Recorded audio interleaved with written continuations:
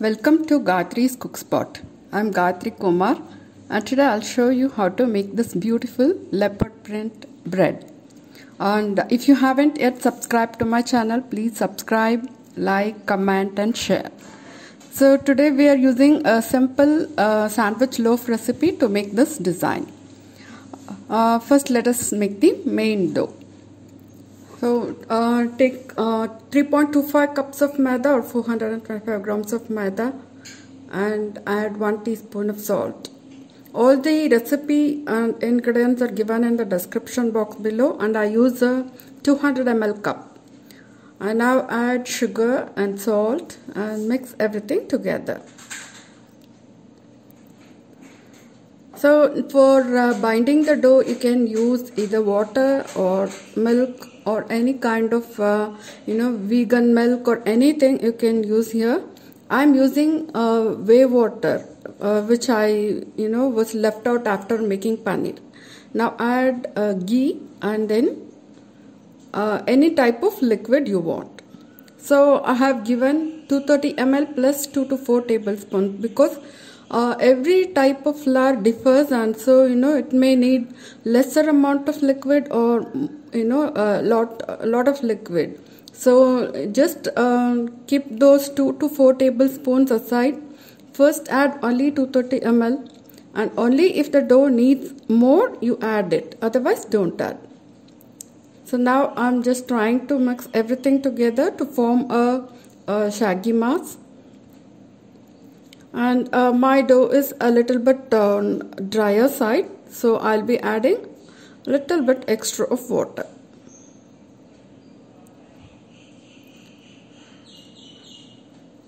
So if you are using dry yeast, you have to prove the yeast first itself with a little bit of water from the recipe, and then only you can add it to the dough.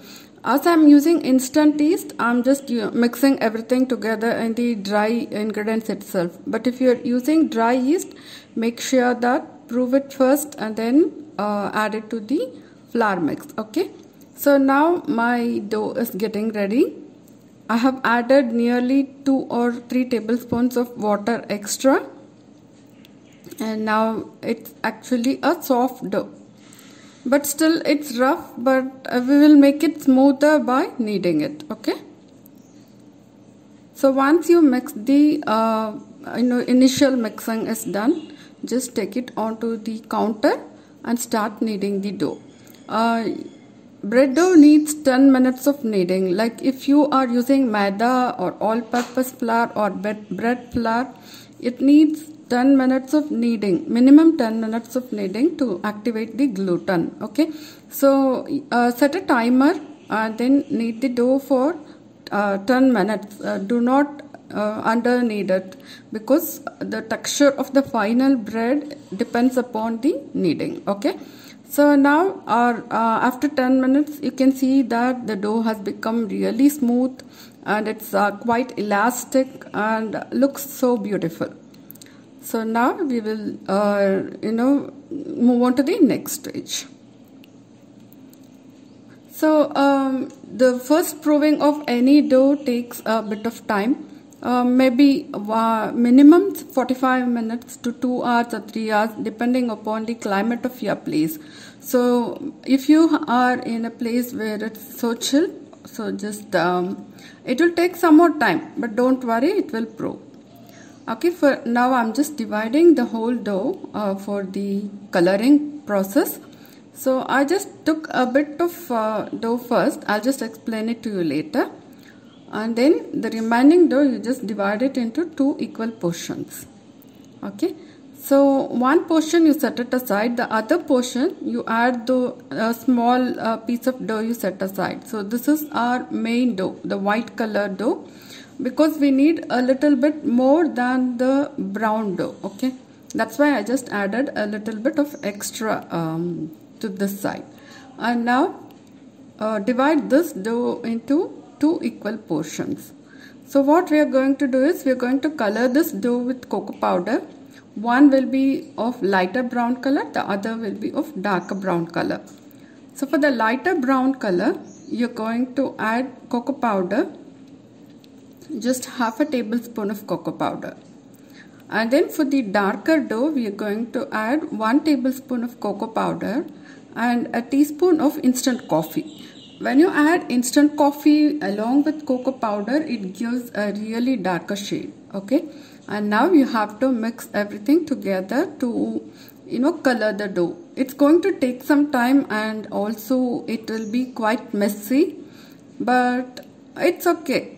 Just wash your hands after you complete your kneading. Okay, and it takes time to knead the cocoa into the dough. It actually doesn't mix that easily, so just keep on kneading until everything integrates into the dough.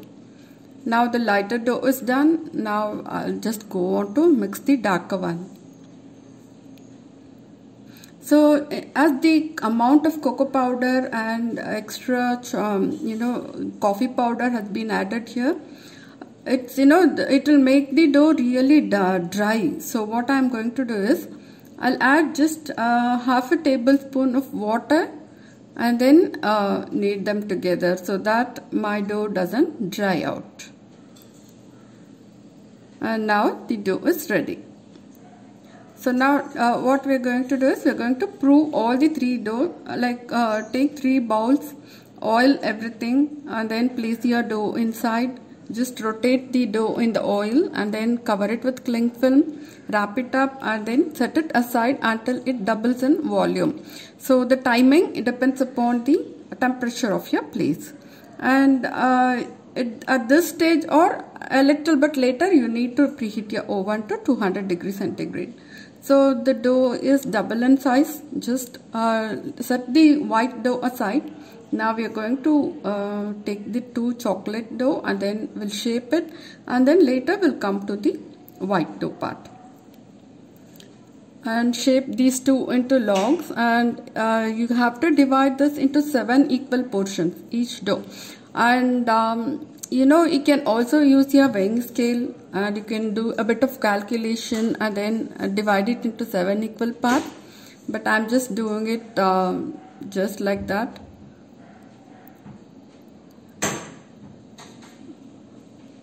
And you need to not that it should be equally separated. It can be some portions can be a little bit larger and some can be a smaller one, but it's okay. So I'm just trying to move those portions into 7 pieces. That's all. So that's done. Same way you also divide the darker dough also, and then shape everything into a nice ball. And keep your rolling pin ready, keep your bread tin ready. So for this amount of dough, I'm just using my 7.5 inches loaf tin. If you are using a larger loaf tin, you might need to add a little bit of more flour.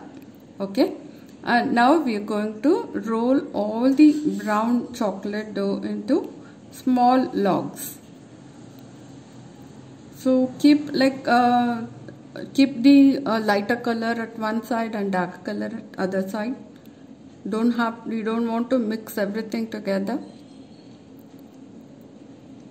So at first, as this is maida, it will actually resist. If you try to roll it into a longer rope, it's again going to come back to the original position.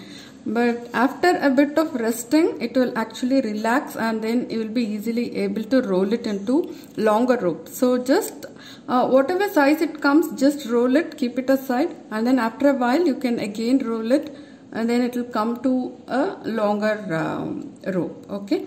So now what I am going to do is taking out the darker dough rope, I am just rolling it into a thin rectangle, and I am going to wrap this around the lighter dough. So we want to create a shaded effect, so I am not going to wrap it fully. Okay, as you can see, I'm just leaving the top just like that. So this actually will create a darker shaded effect in the final bread. So if you do painting, you will understand this, why I'm doing this. And keep doing this for all the 7 portions. Okay, roll the darker dough, then place the lighter dough inside, wrap around, and then just keep it aside. So after finishing that, we will come back to the white portion. So this beautifully proved dough, just take it out and just divide this into 8 equal portions. I'll tell you what we're going to do with that extra portion during the final shaping. Okay.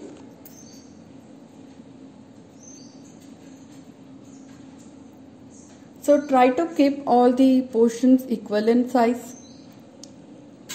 And again we are going to roll all these portions into tiny logs, long logs. Or if you want to be really accurate about the measurements, you can just put everything on a weighing scale, do some calculations, divide it into 8 equal portions. Okay. Now roll that into a rope. Again it will resist, it will come back. It will be like elastic. Like if you roll, it will come back to its original position. So just let it rest for a few minutes. Then you can again roll it, or it will be easily rollable.